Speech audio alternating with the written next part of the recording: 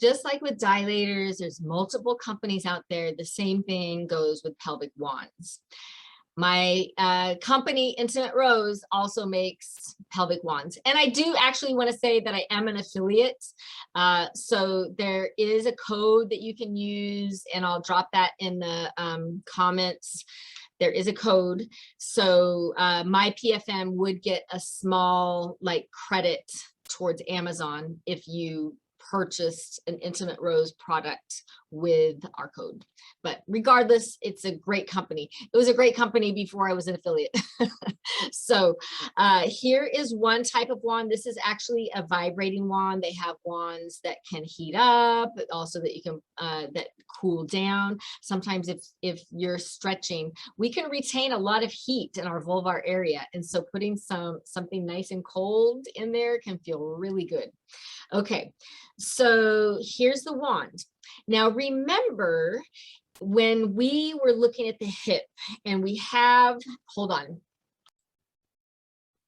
We have that hip muscle that's on the inside of the pelvis, that's the neighbor of the pelvic floor. It's really hard to get to that muscle with a finger, even for therapists. Like it takes a good length, and you have to have a really strong finger to kind of hook over there, because going back to the anatomy, remember we have the vaginal canal is like a champagne glass. So the stem goes up and then it kind of goes out into a bell.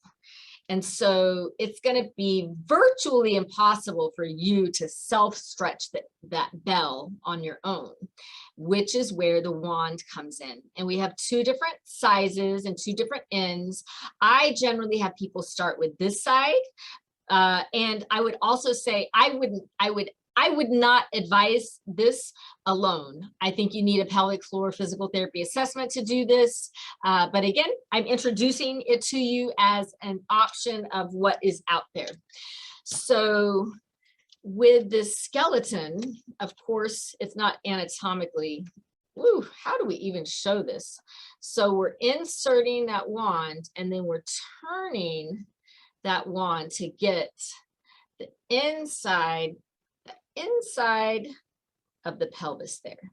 Okay, and so a lot of those same concepts that we talked about with the dilator will apply to the pelvic wand as well. So privacy, prepare, position. I recommend that the therapist guides you. You're identifying tender or restricted areas on the pelvic clock or in the pelvic bowl. And this is something that Intimate Rose has, is this terminology, tomato pressure. So imagine that you had this wand and you had a ripe tomato. And so you're pressing on that ripe tomato. So you are using an amount of pressure where you would not rupture or puncture that tomato. So you're pressing, it's a good pressure, but you're not pressing so hard that you're going to cause, really, really intense soreness or pain. So tomato pressure, press and hold from number 6. And then I would also, with that wand, let's just pretend like this is the inside of the pelvic bowl. I wish I had a better model for this one, but you're going to rotate that kind of in and out. So with the dilators, I like for you to use the dilators before action happens. So if we're going to run, we're going to warm up first, and we're going to stretch, and then we're going to run, right? Same thing happens with sex. If you're having painful sex, let's do everything we can to help eliminate that pain.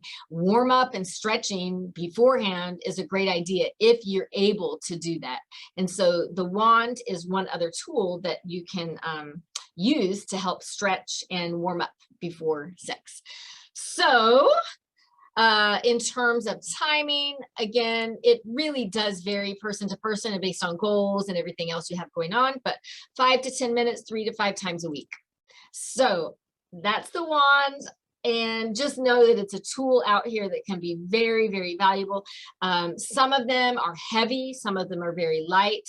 This is also a really nice option. Like if your anatomy doesn't let you get there to do an intravaginal massage, this is a nice way to be able to even do that intravaginal massage with the wand if you can't reach it based on your anatomy.